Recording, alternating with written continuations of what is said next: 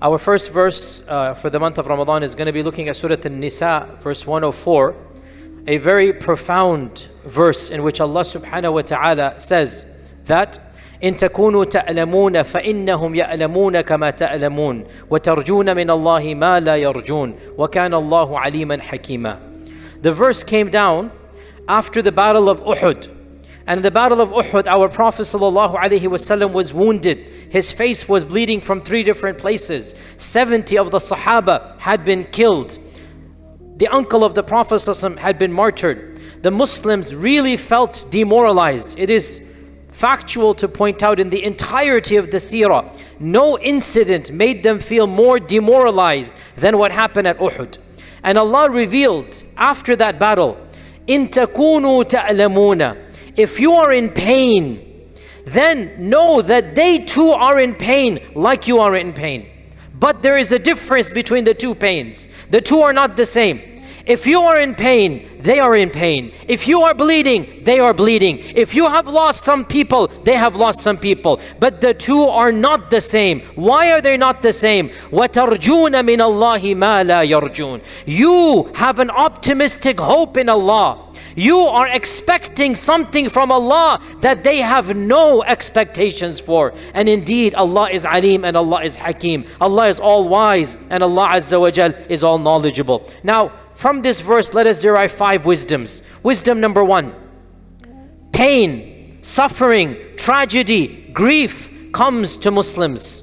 Allah affirms this. You are in pain. If you are in pain, Ya Rasulullah. O Muslims, if it hurts, which means life is going to hurt. Life is going to be painful. Let nobody assume that just because I have Iman, life is going to be easy. Who told you so? The Prophet ﷺ was in pain. The Prophet ﷺ's heart was hurt because of what the Quraysh did. His face was bleeding because of the attacks. His body had been bruised because they physically hit him.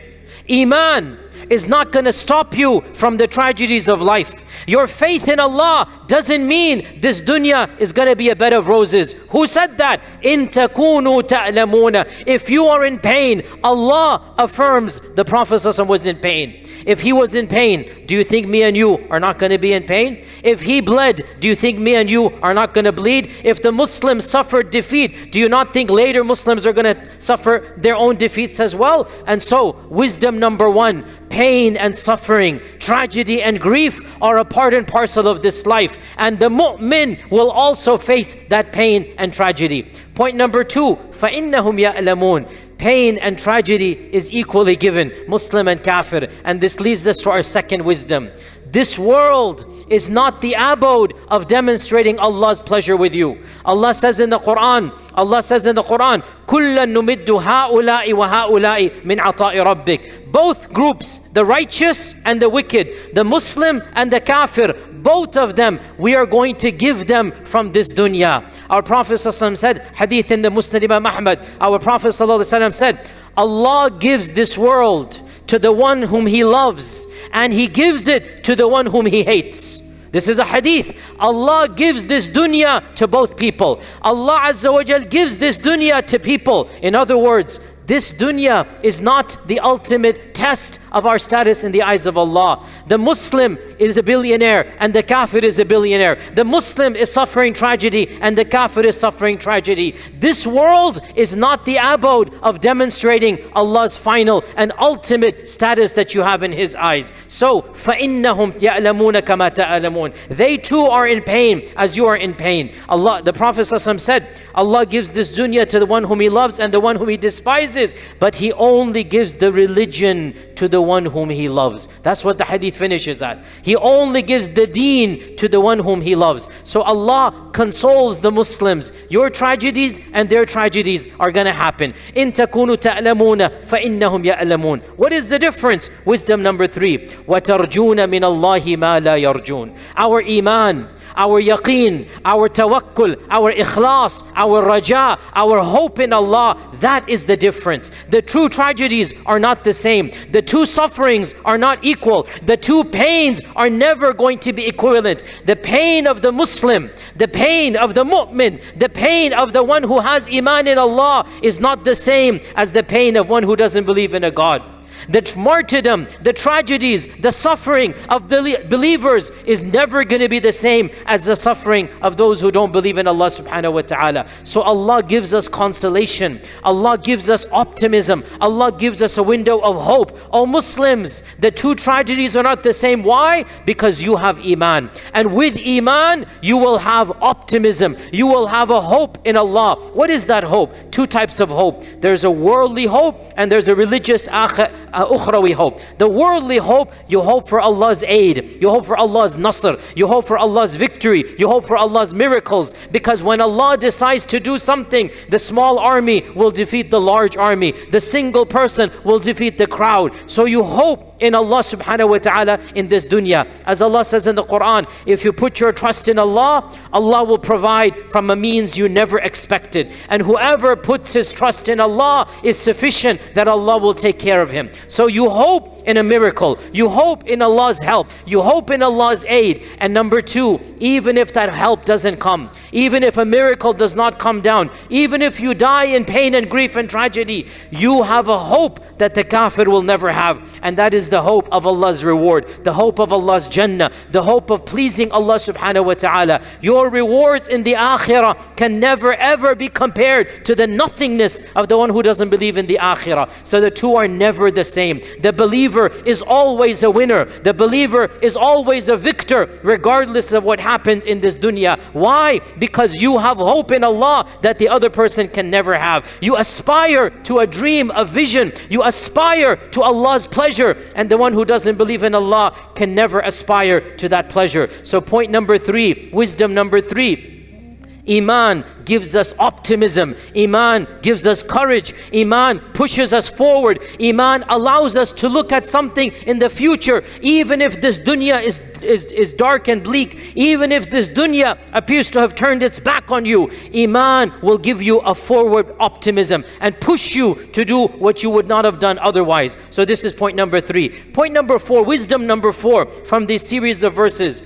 The reality of empathizing with pain and suffering. How do I get this? Allah subhanahu wa ta'ala is consoling the believers. Allah is empathizing with the believers and giving them words of encouragement.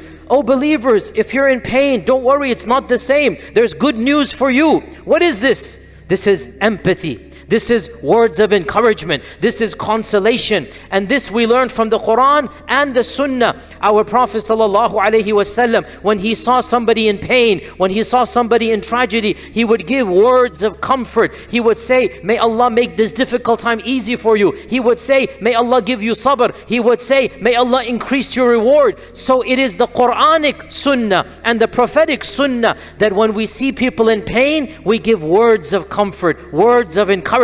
This is the Quranic wisdom, point number four. And the final one for our time, the fifth wisdom. Why did Allah reveal this verse? The beginning of the verse indicates why Allah revealed it.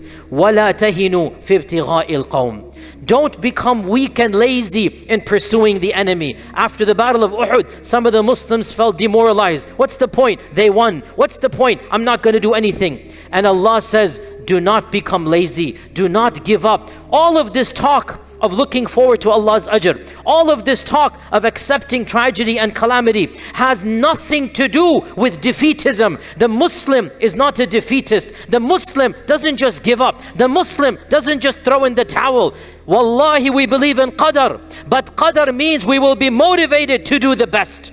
Qadar does not mean we sit back and let tragedy happen. Qadar does not mean we let the bombs fall and do nothing. We let the whole world boycott and do nothing. Wallahi, we believe in qadar and we believe nothing happens except with Allah's qadar. But qadar motivates us to activism. That's the beginning of the verse. Don't become tired in pursuing the enemy. The qafila of Abu Sufyan, the people of the Quraysh, they're fleeing away. Oh Muslims, don't become tired. Yes, I know you're in pain. Yes, I know you're bleeding, but the two are not the same. You get from Allah what they do not get. And so be activist, be powerful, do what you can, put your trust in Allah, and never ever falter, never give up. وَلَا تَهِنُوا وَلَا تَحْزَنُوا وَأَنْتُمُ الْأَعْلَوْنَ إِن كُنتُم مُؤْمِنِينَ. Do not give up, do not falter, and you shall be victorious if you have Iman. In light of what is happening in Gaza and around the world, this ayah takes on a new profound meaning. It is indeed a painful reality, but the two pains are not the same. And just like the Muslims have suffered, the other people have also suffered in their histories. Such is the reality of mankind. Just like we are in tragedy, once upon a time the others were in tragedy as well. But the two tragedies are not the same. The two massacres are not the same. The two genocides are not the same, because we have what they do not have. We have Allah and they do not have Allah subhanahu wa ta'ala. We have the help of Allah, they do not have the help of Allah. We have the akhirah, they do not have the akhirah. But all of this is a consolation